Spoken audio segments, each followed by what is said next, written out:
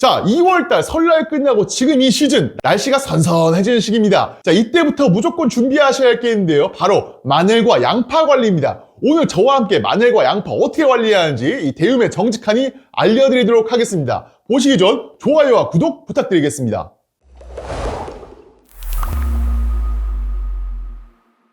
구독자 여러분, 먼저 새해 복 많이 받으세요. 안녕하십니까, 대음의 정직하입니다. 여러분, 어느새 2월 말입니다. 이제 월동 중인 마늘과 양파를 깨워야 할 시기입니다. 이 추위가 끝났으니까 이제 깨워야죠. 하지만 올해는 지난 겨울에 잦은 눈이랑 가뭄으로 작황이 좋지 않은 곳이 많습니다.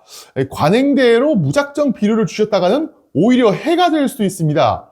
오늘 영상에서는 올해 2026년 작황에 맞는 뿌리 회복 중심의 관리법을 명확하게 정리해 드리겠습니다. 현재 밭에 나가보시면 잎이 누렇게 말라있어 걱정되실 겁니다. 하지만 이는 추위를 견디기 위해 잎의 영양분을 뿌리로 내린 자연스러운 현상입니다.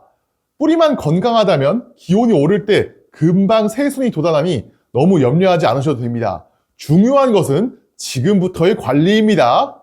가장 먼저 부직포 걷는 시기입니다. 단순히 낮 기온만 보지 마시고 일기예보로 확인하셔야 됩니다. 밤 기온이 영상 0도 이상으로 10일 정도 지속될 때 걷는 것이 가장 안전합니다. 걷어낸 덮개는 바로 버리지 마시고 밭고랑 옆에 두셨다가 갑자기 꽃샘추위가 올 수도 있거든요. 꽃샘추위 예보가 있을 때 다시 덮어주시는 게 좋습니다. 자, 이 부직포 덮개를 걷은 직후에는 가장 먼저 하셔야 할 일은 비료 살포가 아니라 토양 정비입니다.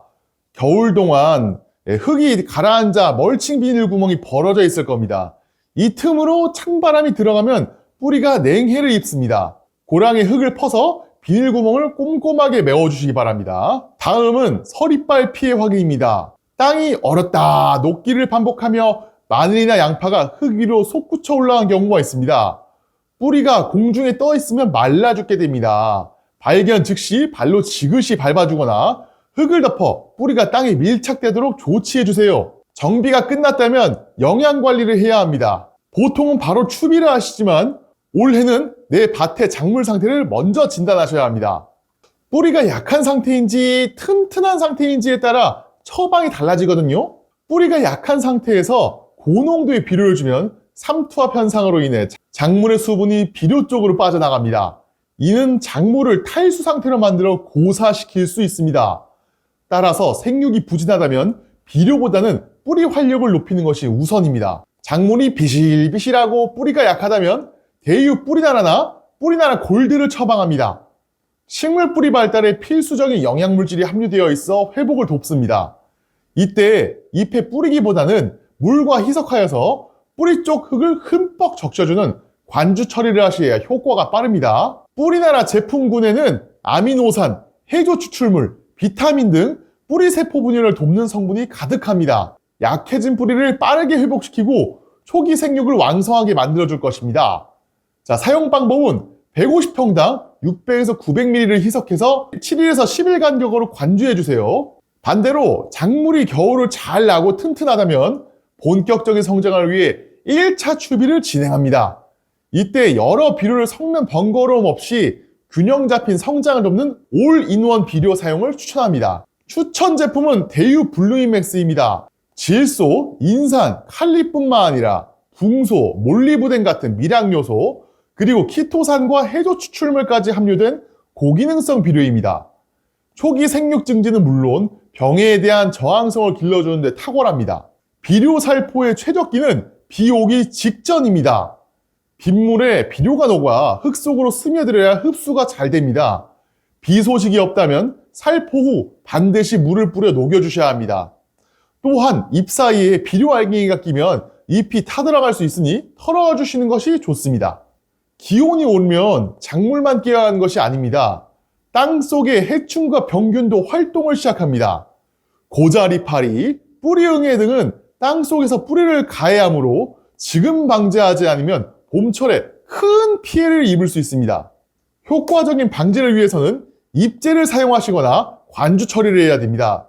이 해충이 땅 속에 있기 때문에 잎에만 뿌려서는 효과를 보기 어렵습니다. 약성분이 뿌리까지 도달하다고 하는 것이 핵심입니다.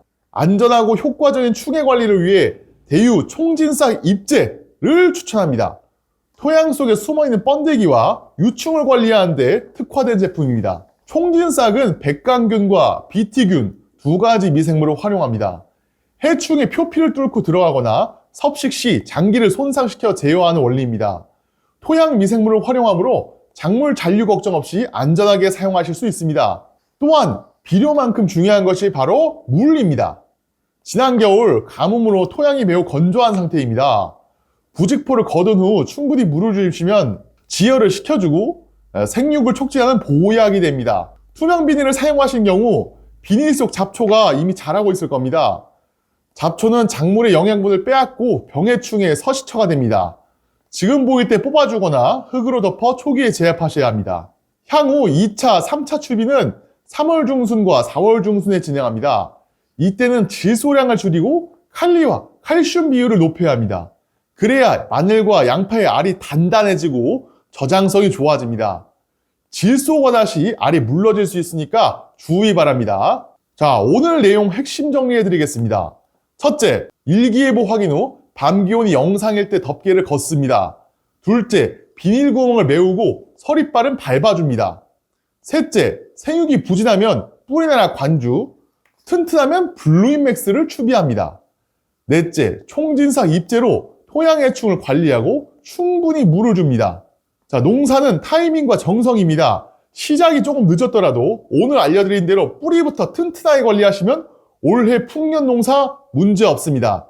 대유민이 여러분의 성공 농사를 응원합니다. 감사합니다. 오늘 영상 좋으시다면 좋아요와 구독 꼭 좀 부탁드리겠습니다.